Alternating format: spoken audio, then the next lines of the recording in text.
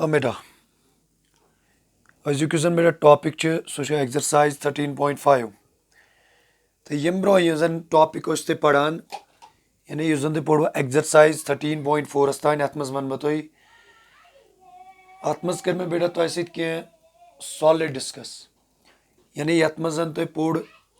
about cube about cuboid cylinder कून sphere तो hemisphere मगर अगर तुम यह चीज़ तु वो कि एक्सरसाइज 13.1 पे 13.4 तान यह तुम पोड़ यानी तथ मज पोड़ तुम सॉलिडन हुंद सरफेस एरियास मुतलक बे पढ़ू इंडियन यानी लेटरल या वनो ब्या कोरुक तथ कर्व्ड सरफेस एरियास मुतलक तो यम जन वन यानी यम पत एक्सरसाइज गसन स्टार्ट यानी एक्सरसाइज 13.5 यह जन बेटा या 13.6 इथे पे 13.7 यह जन बेटा बे 13.8 यमन एक्सरसाइजन मन जो मेन टॉपिक सह यमनी सॉलिडन हंदिस वॉल्यूमस मुतलक हाँ बेटा बह गोडनिकसी क्वेश्चनस यानी यह गोडनिक क्वेश्चन अमे एक्सरसाइज हुंद यानी यह एक्सरसाइज एक्सरसाइज नंबर 13.5 यह बेटा एक्सरसाइज 13.5 अगर तुम याद ये सात एक्सरसाइज 13.1 पढ़ तथ मज पढ़ अबाउट क्यूब तो क्यूबाइड मे तमे सात वोनमुत कि यह क्यूबाइड कीप इन माइंड यानी यह क्यूबाइड अमुक बेटा वॉल्यूम यह वॉल्यूम बराबर length into breadth into height इथे पे यह क्यूब यानी यह गो बेटा फॉर क्यूबाइड तो इथे पे अगर नहीं तुम फॉर क्यूब यह वॉल्यूम वॉल्यूम यह कत बराबर यह बराबर एच क्यूब अगर जन वन तुम बेटा पूर कॉन्सेप्ट गसान क्लियर कह तुम वो यह चैप्टर यानी बेटा तुम गो प्ले लिस्टस मज तथ मज कड़ो तुम क्लास 9th यह chapter surface areas and volumes तत करो तुम बेटा चेक यानी तत वो तुम प्रेथ कह टॉपिक वो तुम बेसिक टॉपिक वो इंट्रोडक्शन पार्ट वो यानी मे बेटा यम तम सॉलिड यमन सॉलिडन मुतलक मे कोर्मुत प्रेथ कह कंसेप्ट क्लियर हाँ बेटा इस मे क्वेश्चन क्या वन क्वेश्चन दपान a match box measures 4 centimetre into 25 centimetre into 15 centimetre यानी बेटा मैच बॉक्स चूंकि तुम ये कत पा मैच बॉक्स मैच बॉक्स कत शक्ल मज यानी यह क्यूबाइड शक्ल मज चूंकि अगर तुम इंट्रोडक्शन पार्ट अमुक याद मे तथ मज दिसमज एग्जाम्पल यानी क्यूबाइड एग्जाम्पल मे बेटा दिसमज ब्रिक या वनो मैच बॉक्स मे तम सात वोनमुत कि यह match box it is in the shape of cuboid वन ओडे वन क्वेश्चन क्वेश्चनस मज बेटा वन कि यह मैच बॉक्स अमिक डायमेंशन मे गिवन यानी बेटा अगर तुम वो अमुक क्या मे गिवन मे बेटा गिवन लेंथ बेटा गिवन मे लेंथ सो मे बेटा L बे बेटा ब्रेडथ सो गई बेटा B बे बेटा गिवन हाइट सो गई बेटा H ये लेंथ कच ब्रेडथ कच तो हाइट कच यानी बेटा डायमेंशन मे अमिक गिवन लेंथ कच बेटा length 4 centimetre keep in mind length 4 centimetre हाँ बेटा यह ब्रेडथ अमिच यानी यह ब्रेडथ बेटा सो ब्रेडथ कच that is equal to 2.5 centimetre यानी यह ब्रेडथ बेटा 2.5 सेंटीमीटर तो यह हाइट H यह बेटा 1.5 सेंटीमीटर कीप इन माइंड मे क्या वन क्वेश्चन मे दपान question what will be the volume of a pocket containing 12 such boxes keep in mind 12 such boxes यानी बेटा मे वन तुम कत कि यह मैच बॉक्स अमिक dimension given length given breadth given तो हाइट बेटा गिवन मे वन क्वेश्चन दपान अगर जन बह पॉकेट निमन कीप इन माइंड अगर जन बह पॉकेट निमन पॉकेट मगर अत पॉकेटस मज 12 मैच बॉक्सेस यानी पॉकेट हालांकि बेटा अगर तुम दुकानदारस नश तु गसान तुम दपान तमिस मैच बॉक्स तुम दपान ना युथ दि पॉकेट सह दपान अत मह 12 मैच बॉक्स ये यानी यह मे कर question what will be the volume what will be the volume of a pocket यानी अकिस पॉकेटस कूता आसि वॉल्यूम अगर अत पॉकेटस मज बेटा ये 12 मैच बॉक्सेस बह कित पॉट कर क्वेश्चन बह कर बेटा कम ये बह कड़ गोड अकिस मैच बॉक्स वॉल्यूम यानी वॉल्यूम ऑफ वॉल्यूम यानी बेटा बह क्या कर कम बह कर बेटा गोड volume of A match box यानी अकिस मैच बॉक्स कड़ बह बेटा गोड वॉल्यूम मैच बॉक्स तो पाए बेटा इस मैच बॉक्स यह कत फॉर्म मज that is in the shape of cuboid यानी L into B into H keep in mind length बेटा 4 ब्रेड 2.5 तो यह बेटा height that is 1.5 keep in mind मगर ब्या चीज तह मशराउन कह हाँ बेटा यानी ये नी वो सेंटीमीटर स्क्वायर कह यम सात तुह बेटा वॉल्यूम आज डिटरमाइन कर वॉल्यूम मेजर करान इन क्यूबिक यूनिट्स मे उम्मीद क्या योतान बेटा कत तरमस फिक्र हाँ बेटा यम सात तुह सिंपलीफाई करून यानी यम सात बह सिंपलीफाई बेटा करान मे कूता गि गेट हाँ बेटा 4 गो इथे पे इंटू यथ हटा बह डेसिमल यह बन 25/10 बे क्या बन बेटा 15/10 कीप इन माइंड बे सेंटीमीटर क्यूब यानी मे क्या कर मे हटो बेटा डेसिमल हाँ बेटा अम पे वो तो यानी बह कित पे कर अम पे सिंपलीफाई ये अगर वो बेटा 2 1 जा 2 5 जा ये 2 2 जा बेटा इथे पे 2 1 जा 2 5 जा हाँ बेटा ये गो 5 जा 5 तो 5 गस बेटा कैंसल यानी यह कोता बन बेटा यह बन 15 सेंटीमीटर क्यूब यानी मतलब यह अख मैच बॉक्स यानी यह बेटा अख मैच बॉक्स यह मैच बॉक्स बेटा अकिस मैच बॉक्स यह वॉल्यूम यानी volume of A match box यह कूता गो बेटा गेट यह गो गेट बेटा 15 सेंटीमीटर क्यूब इथे पे एक्चुअल मे वन क्वेश्चन अगर ये 12 मैच बॉक्सेस अकिस पॉकेटस मज तथ क्या तेल वॉल्यूम यानी बेटा मे कोर गोड अकिस बह कर तेल कम यानी बह क्या कर कम बह कर तेल इंटू 12 यानी अकिस match box volume into 12 we get the required result यानी तेल वन बह बेटा इत पे देयरफॉर यह वॉल्यूम ऑफ ए पॉकेट यानी यह वॉल्यूम ऑफ ए क्या volume of A packet containing या देयरफॉर रिक्वायर्ड वॉल्यूम तक लिखित बेटा या इथे पे लिखो वॉल्यूम ऑफ 12 सच बॉक्सेस तक लिख या volume of a pocket containing 12 such boxes सह कत बेटा बराबर यानी सह वॉल्यूम कत तेल बेटा बराबर सह वन बह सह बराबर 12 into 15 मगर बे के सत बेटा बे centimetre cube keep in mind हाँ बेटा यम सात तुम इंटू करू यानी इंटू कर कूता गस तो बेटा यह कूता गस गेट 15 into 2 यह गो बेटा 30 वन आओ कैरी 15 1 जा 15 यह बन बेटा 180 मगर बे के सत बेटा सत सेंटीमीटर क्यूब मे उम्मीद बेटा कि तुह क्वेश्चन यह यानी यह तो बेटा अंडरस्टैंड गोमुत हाँ बेटा इथे पे क्या कर बह यह बेटा क्वेश्चन नंबर 1 तो इथे पे क्या कर बह इथे पे निमन बेटा वन क्वेश्चन नंबर 2 यानी बेटा यह क्वेश्चन नंबर 1 तो यह अम पतुक निमन ब्या क्वेश्चन सह क्वेश्चन कुछ बेटा सह question number 2 keep in mind question number 2 क्या बेटा वनान ए क्यूबाइडल वाटर टैंक बे क्यूबाइडल यानी बेटा अख वाटर टैंक सह वाटर टैंक कत शक्ल मज सह बेटा अथ यानी क्यूबाइड फॉर्म मज क्यूबाइड ची शक्ल मज पे बेटा ये गई बेटा पत क्या वन मे इज 6 मीटर लॉन्ग यानी बेटा यह अमिच लेंथ सह 6 मीटर यह बेटा वाइड माने के बेटा ब्रेड्थ सह 5 मीटर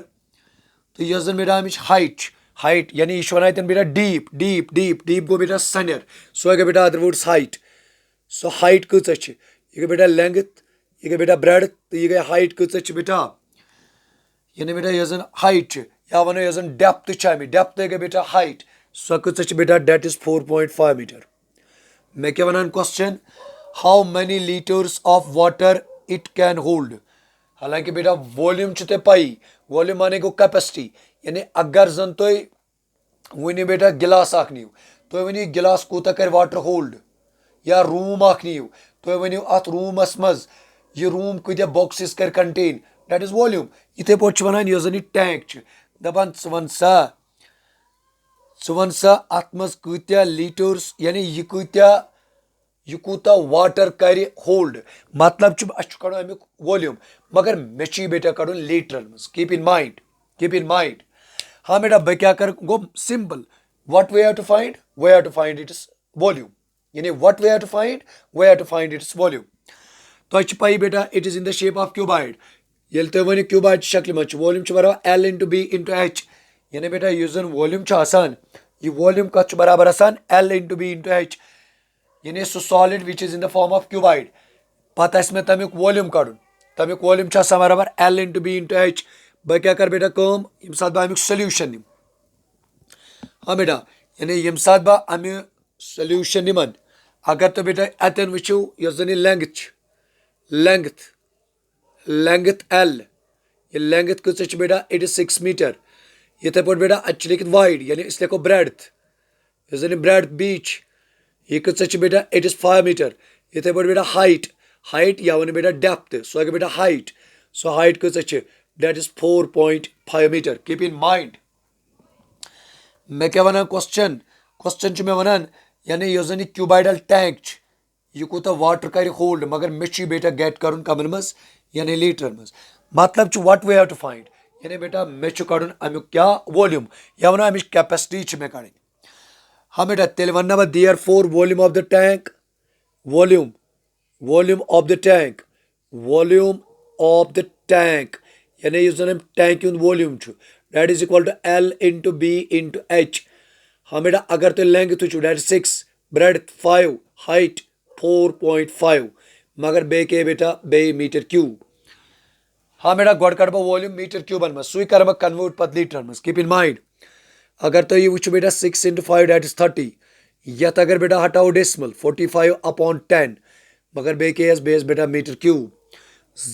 0 तो 0 को बेटा कैंसल यानी यह अगर तो बेटा वो 45 इंटू 3 इंटू 5 ये को बेटा 15 3 4 जा बेटा 12 3 5 जा 15 3 4 जा 12 तो बे यह कूत बन बेटा 13 मगर यह कूत बन बेटा यह बन metre cube keep in mind this is important यानी बेटा यह जन यानी यह कूत वाटर कर मीटर मज होल्ड यूत मगर तुझे बेटा पाई यह जन वाटर यह मीटर मज निवान कह यानी यह कत मीटर क्यूब कर वाटर होल्ड नो बेटा यानी यह हमेशा वन कत लीटर वातन अगर आम तुम वो इन अवर डेली लाइफ है यह गिलास यह बाल्टीन या यह ड्रम या यह बेलर अत कूत आब यह अत मज कत लीटर वातान हाँ बेटा यम जन लीटर यानी यम जन मीटर यम कर बह बेटा कन्वर्ट कमन मज लीटर मज अगर तुम अतन वो यानी तुझे बेटा अतन हिंट दित 1 मीटर क्यूब कत गई बेटा यह सो गो यानी 1 मीटर क्यूब यम कत गई यम गई बेटा 100 लीटर हाँ बेटा गो तुम क्या कर कन्वर्ट यह मीटर तुम कन्वर्ट कर कमन मज बेटा लीटर मज कीप इन माइंड यानी मगर मे बेटा ओडे मे गिवन कि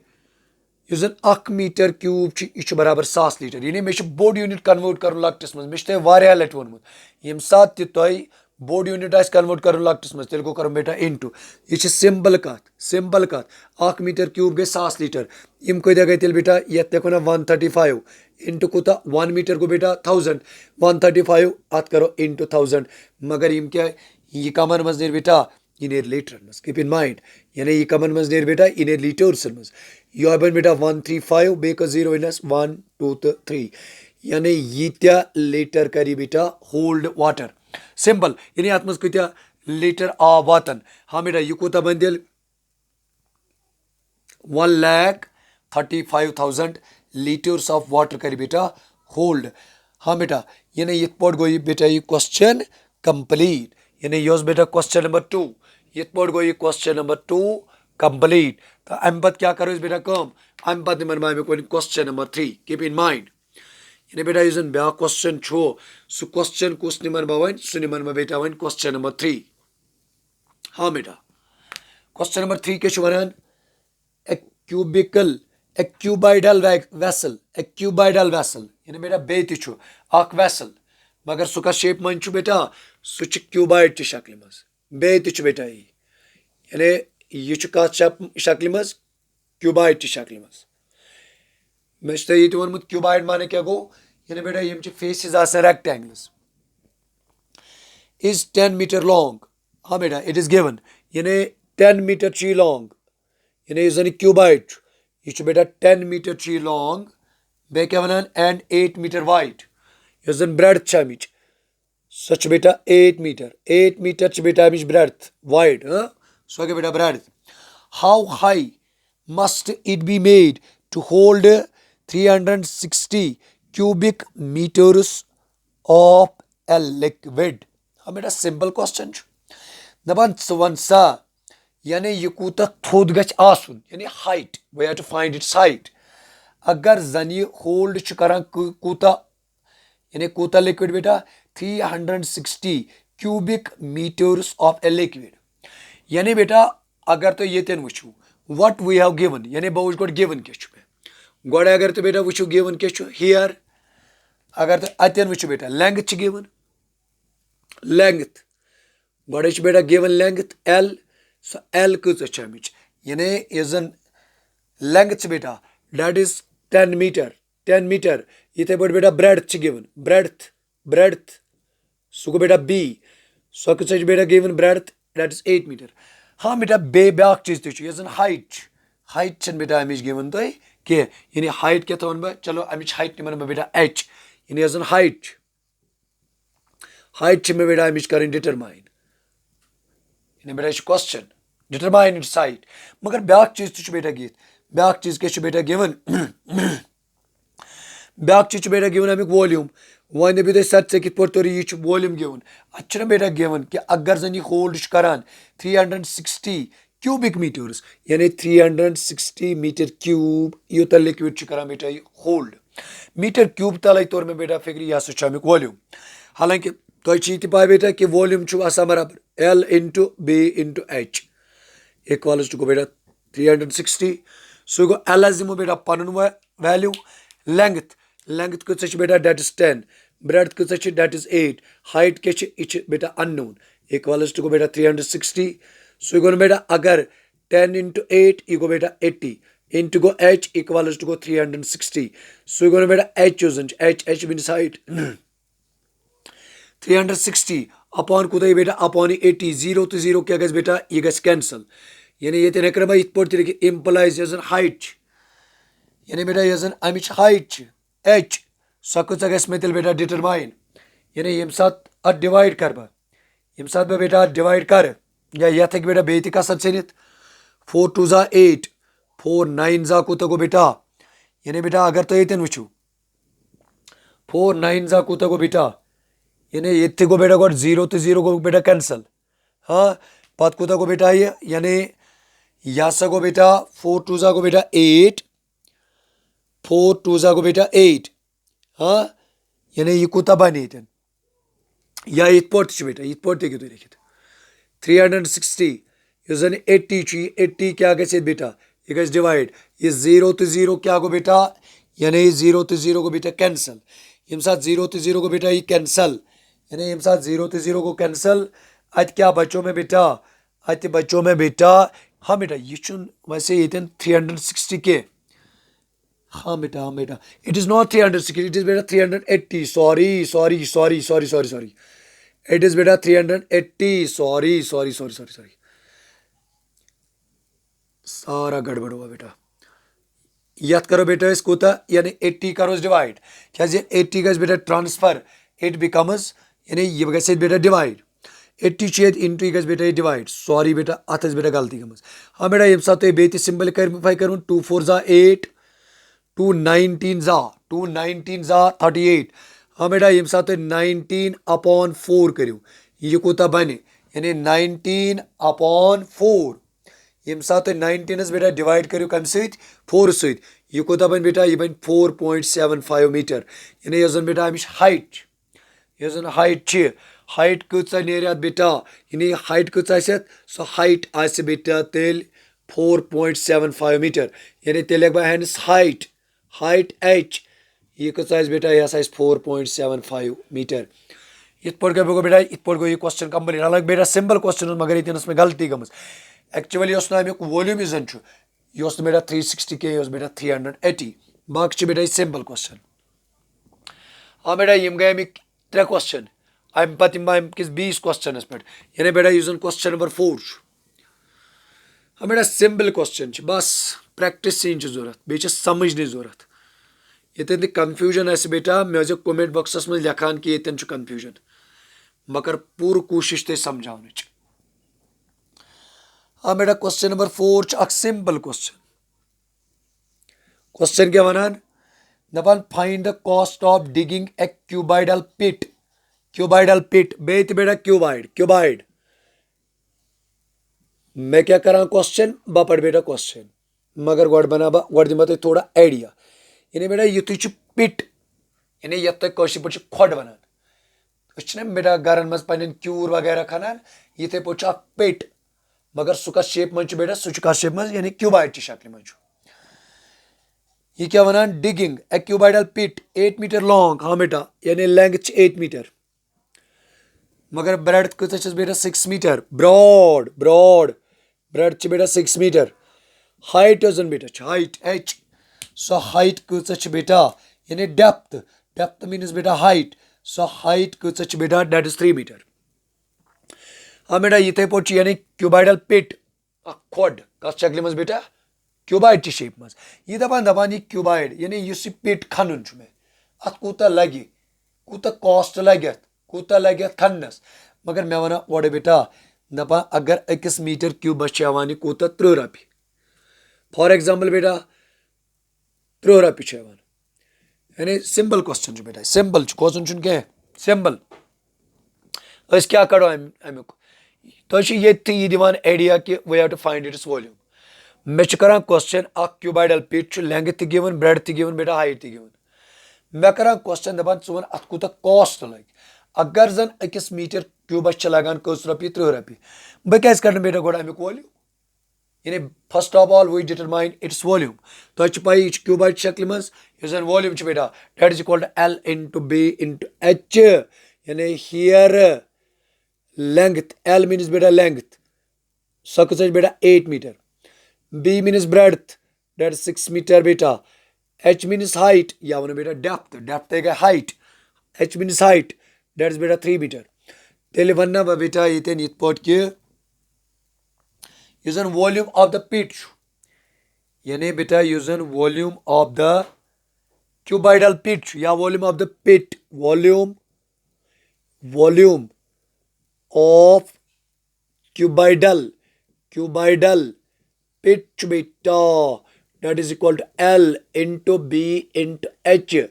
L 3 A B बेटा 6 H के बेटा 3 मीटर क्यूब हाँ बेटा ये साथ इंटू करो 8 इंटू 6 8 इंटू 6 कूता गो बेटा इट बिकम्स 48 8 इंटू 6 कूता गो बेटा यह सगो 48 इंटू 3 कूता गो बेटा ये कूता बन बेटा 3 8 जा गो 24 जाई कैरी 3 4 जा 12 प्लस 2 डेट बिकम्स 1 यानी ये वॉल्यूम कूता बन बेटा ये बन तेल 100 यानी बेटा यह वॉल्यूम यह वॉल्यूम कूता गस में तेल गेट यह सा गस में तेल बेटा गेट 144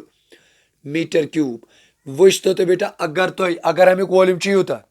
यह दपा खनस कूता लगे अगर अकिस मीटर क्यूबस रेट कचा बेटा